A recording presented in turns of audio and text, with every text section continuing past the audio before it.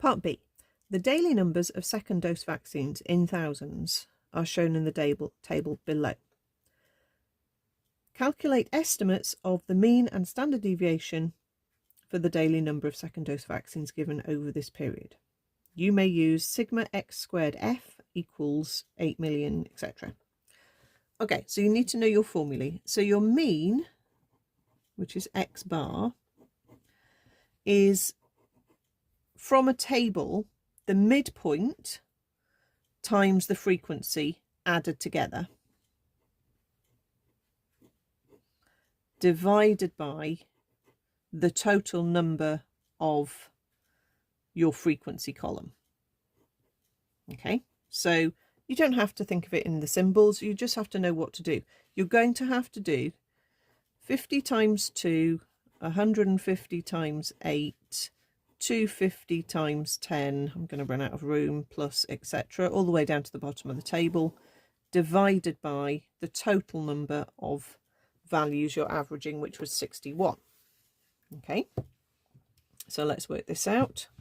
50 times 2, 150 times 8, 250 times 10, 350 times 13, 450 times 26, 550 times 2, all divided by the total frequency is 61.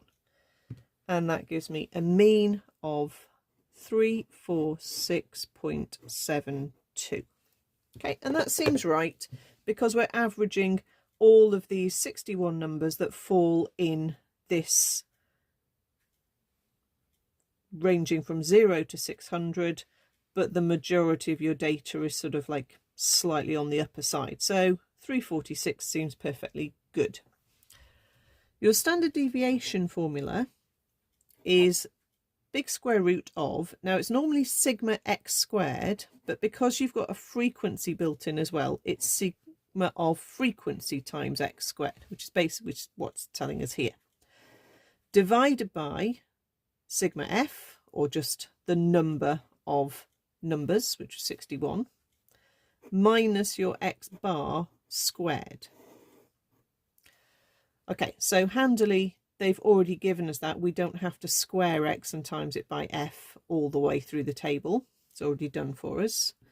So it's 8272500 divided by 61 minus 346.72 squared, square rooted. Okay, so we've got 8272500 over 61 minus answer squared, and then square root gives me 124.09. If you had rounded it to maybe one decimal place, you might get 124.1. okay, it might not be exactly 0.09, but they're not going to mind if you're slightly different on the decimal places. There is a way you can do this on the calculator to check, but I would not advise just doing it on the calculator because the question has said calculate estimates. They want to see your calculations, but you can go into the stats mode.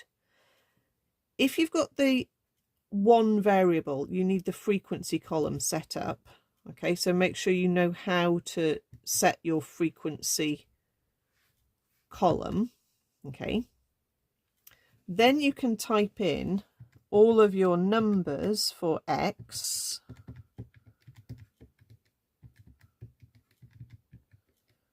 and then you can put in the frequency column how many of each number you have, and then you can go to your options and look at the one variable calculations. So the top line X bar is the average, which is what we had there.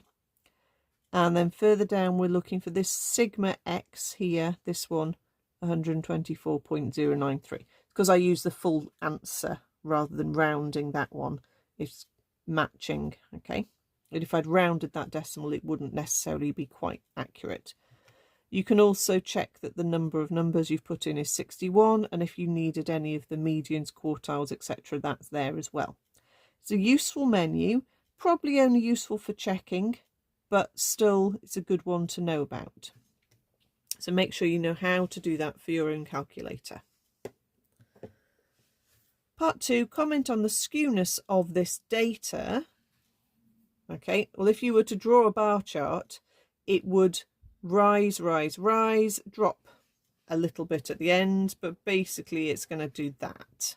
Okay, and that's a negative skew. So there's more of the data at the top.